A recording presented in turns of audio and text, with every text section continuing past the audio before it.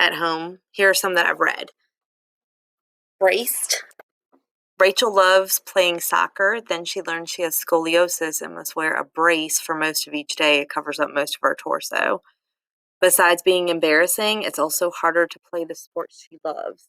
She and her mom get into disagreements about the brace, partly because her mother had to wear a brace as a young girl as well. I really like this book. I read it last summer. I read this one last summer. It's not the type of book I usually read, but it's kind of fun.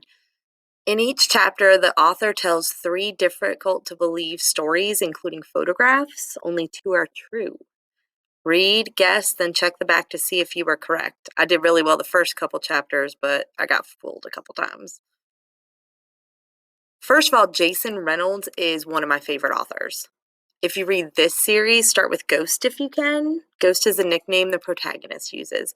He lives with his mom because his dad is in jail for trying to shoot Ghost and his mom. Now Ghost and his mom are living in an apartment, barely making ends meet. Then one day, Ghost sees some kids running on a track and he outruns one and is asked to join the team. Refugee, I read this book last summer and loved it. We have the audio and the ebook version. It's really 3 stories in one. The book volleys back and forth between 3 characters' stories. One character is sailing toward the U.S. from Cuba. One's a Jewish boy leaving Nazi Germany. The last is a Syrian boy and his family who are trying to get to safety. Restart by Gordon Corman. Read this one last summer. Chase has amnesia because he fell off a roof and hurt his head. He's a likable guy, but when he notices others' reaction to him, it becomes apparent he used to be a jerk for most of his life. How can he convince people he's not like that anymore? Also, how can he get away from his circle of mean friends? Rebound is a quick read. Its chapters are told in quick free verse poems. Chuck is the protagonist. It tells of his summer spent at his grandparents' house where he makes friends and learns to love basketball. This book is a prequel to the crossover, which is available as an ebook on through our local library. Monday's Not Coming. I read this near the beginning of the school year. It's one of my favorites. Claudia is Monday's best friend. When school starts, Monday's nowhere to be found. Now, neither Claudia nor Monday have ever been popular, but Claudia is concerned that no one is worried about Monday's whereabouts, not the teachers, not Claudia's parents. The book tells the story of how Claudia figures out what happened to her friend. So it's kind of different.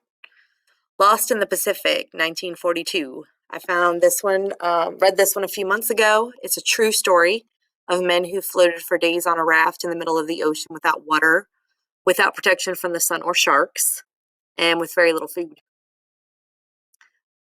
Insignificant Events in the Life of a Cactus. I recently read this one.